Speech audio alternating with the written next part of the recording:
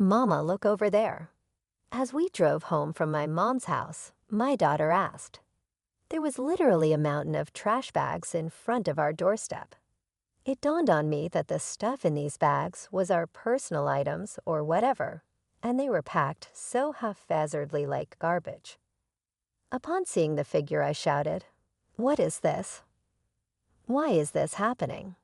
In one of the bags, my daughter tearfully removed her favorite stuffed animal and grabbed hold. Frustrated, I marched towards the entrance, only to find the locks had been changed while we were out. It was clear my mother-in-law and sister-in-law were behind this. Ringing the doorbell and knocking several times brought no response. "What is this? Isn't it terrible?" I muttered. Upon closer inspection, one of the trash bags had a note that read, "Parasites disappear. Never come back." Anger surged within me, and I couldn't help but express my frustration aloud. The real parasites are you. This was the worst treatment I had ever received from my in-laws in 17 years. It was unbearable that they were making my daughter feel this way too. My patience exhausted and boiling with anger, I loaded our belongings into the car, and we returned to my parents' house. I will never come back to this house again, I declared. I'm looking forward to seeing what happens to the parasites when their host is gone. My name is Olivia. I am currently 45 years old. I live with my husband, daughter, and my husband's mother and sister. I can't say we live happily. I work from home, but this house is never peaceful. The issue lies with my mother-in-law and sister-in-law, Hannah. They have disliked and ignored me for over 12 years. As my daughter Megan grew up, it bothered me less and less. I mainly work as a personal consultant. I started as a fortune teller, but as my blog became popular, I began getting more questions about attracting customers. This led to my current job. I met my husband Jake through a friend's introduction when I was training to be a fortune teller. I work in sales at a pharmaceutical company and also do affiliate marketing as a side job, which is finally starting to take off. Jake gave me great advice on attracting customers when I struggled with fortune telling. Attracted by his kindness, we started dating and got married a year later. Our income wasn't great at that time, but Jake always supported me. I'm so glad I married Jake. I truly felt this way. Living with my in-laws started about a year after we got married. It began when my father-in-law, who had been healthy, suddenly passed away. My mother-in-law felt insecure about the future and asked my husband to live with us. We agreed to live together in exchange for taking care of the household chores. At first, my mother-in-law welcomed us and was happy. I hoped we would get along well, but I was wrong. 4 months later, she began completely ignoring me, maybe because she was unhappy that I wasn't helping with the housework. Soon, my sister-in-law, Hannah, also started ignoring me. I didn't mind being ignored, but my mother-in-law's tendency to involve others was challenging. Not only did Hannah hear about it, but even neighbors and relatives were informed that my daughter-in-law stays at home, but says she's working, leaving all the housework to me. If I stayed even a little, she would talk back 100-fold, so I just ignored her. To make matters worse, my mother-in-law would suggest to others, "You better not talk to her too. It'll be troublesome." As a result, people around the in-law house began giving me only cold responses to my greetings. I felt isolated, and it became very difficult. Despite my pleas to stop spreading strange rumors, my words were completely ignored. Although my mother-in-law's attitude softened slightly when my daughter Megan was born 3 years after we started living together, her overall stance towards me hardly changed. However, she was very fond of Megan, and having her help with household chores and childcare was a huge relief as my work became busier. Around the same time, my husband Jake's side business started to struggle. and he seemed unable to adapt to changes in the affiliate marketing market. He approached me saying, "Olivia, can you increase your contribution to the monthly expenses a bit?" I agreed and mentioned that my consultations were increasing and my new methods were working well. Even though I was willing to help boost his sales, Jake insisted on handling it alone, saying, "I think I'll try it on my own." "I'm really sorry." From the start of our marriage, we agreed that Jake would manage the household finances. At first, my income was low, so he allowed me to contribute more when my sales increased. I would transfer money to Jake based on my monthly earnings, and he would give me a fixed amount for living expenses in cash.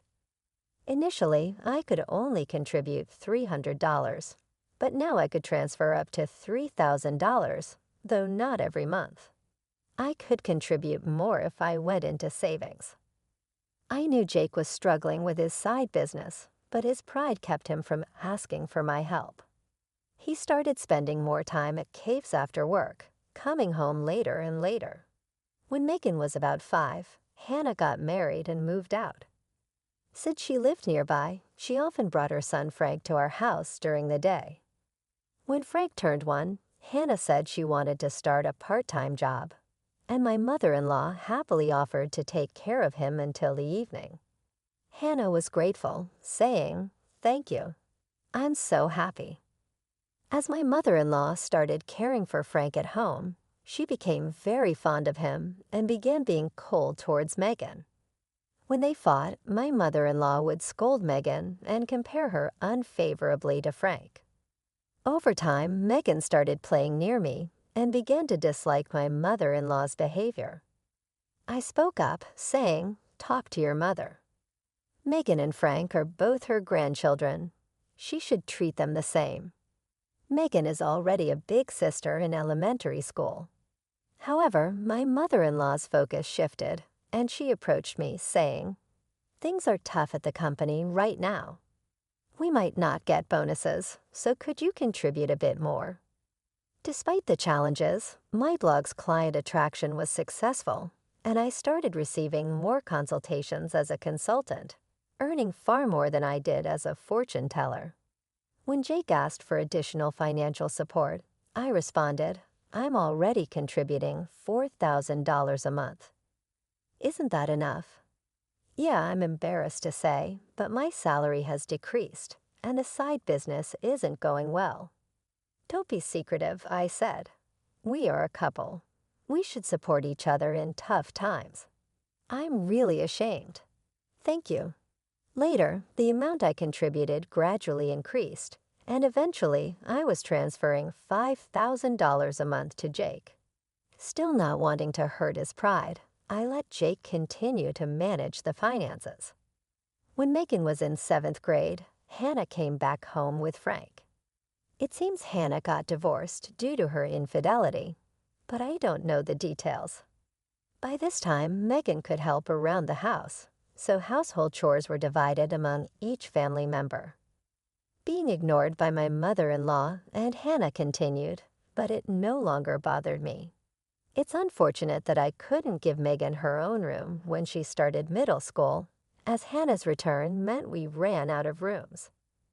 One night, while discussing which tutoring school Megan should attend for middle school, Hannah suddenly said, "Hey, tutoring is expensive. Why doesn't Megan study by herself? Could you stop making such comments? I'm paying for the tutoring, so it's none of your business what Olivia is paying." "Impossible. You don't earn anything. Jake said he's supporting you. You're just a leech, aren't you? Haha, you married him because he has money, right?" "Exactly. Jake told me not to speak ill of Olivia, but that's just shameless." My mind was filled with questions. What does this mean? What has Jake been telling his mother and the others? Jake is the one supporting this house financially. It's about time we put an end to the parasite's lifestyle. I feel bad for Megan, but if we pay for her tutoring, we won't be able to pay my compensation.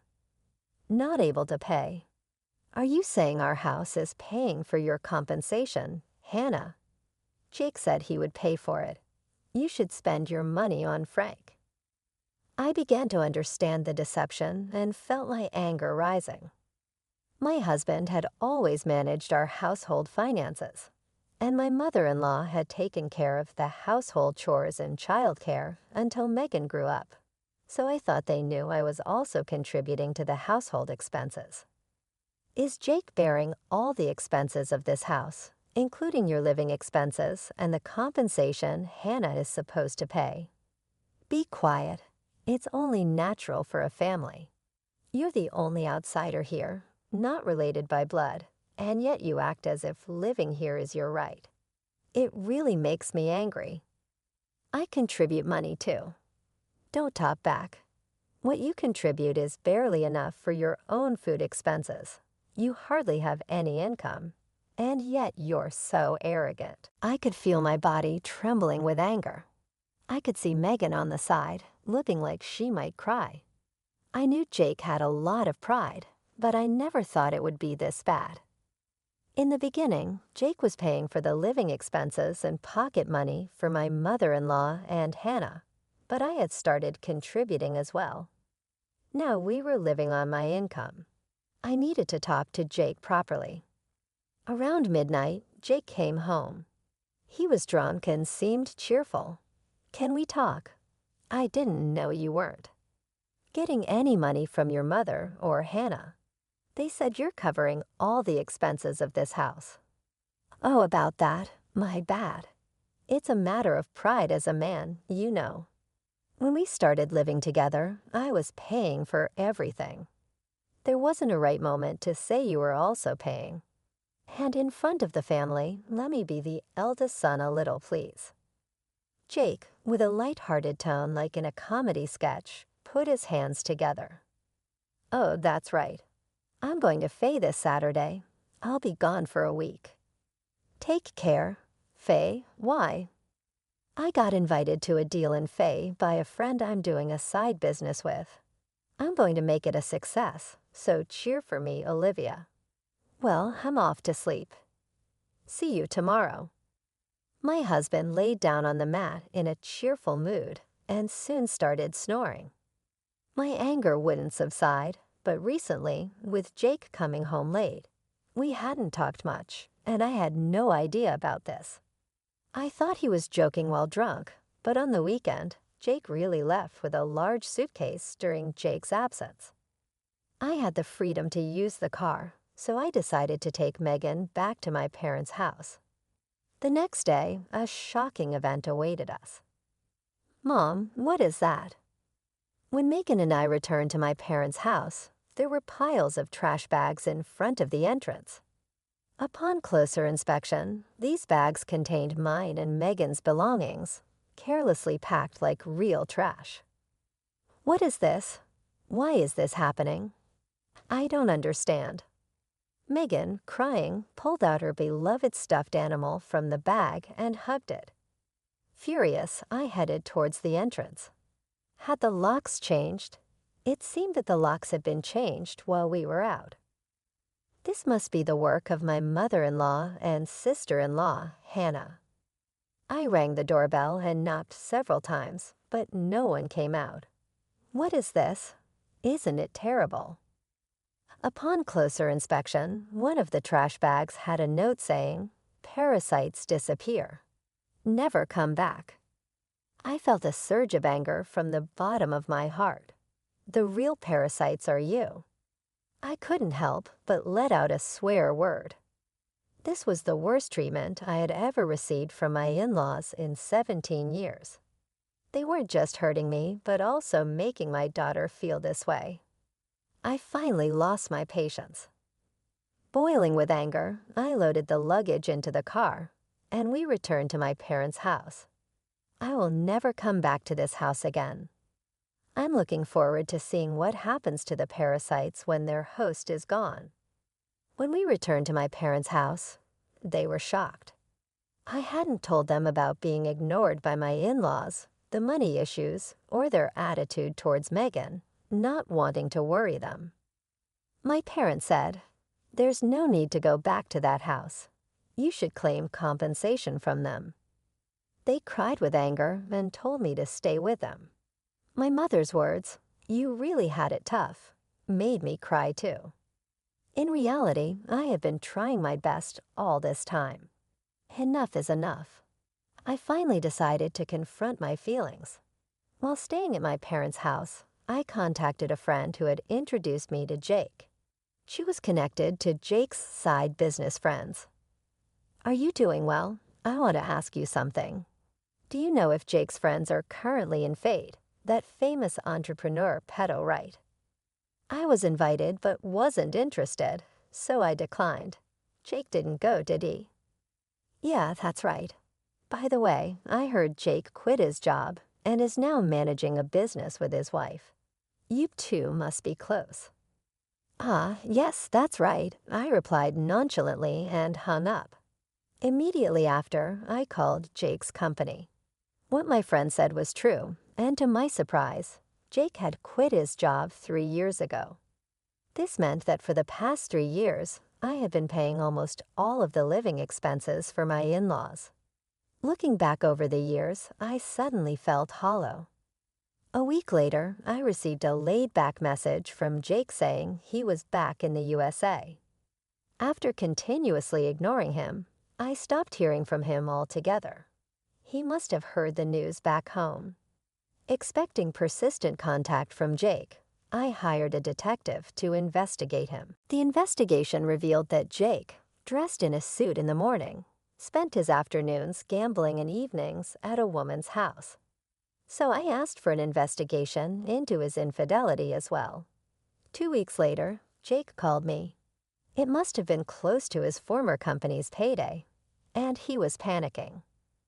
"Olivia, sorry I couldn't contact you. I'm sorry for what my family did. I heard they kicked you out, and I was thinking, why did it come to this?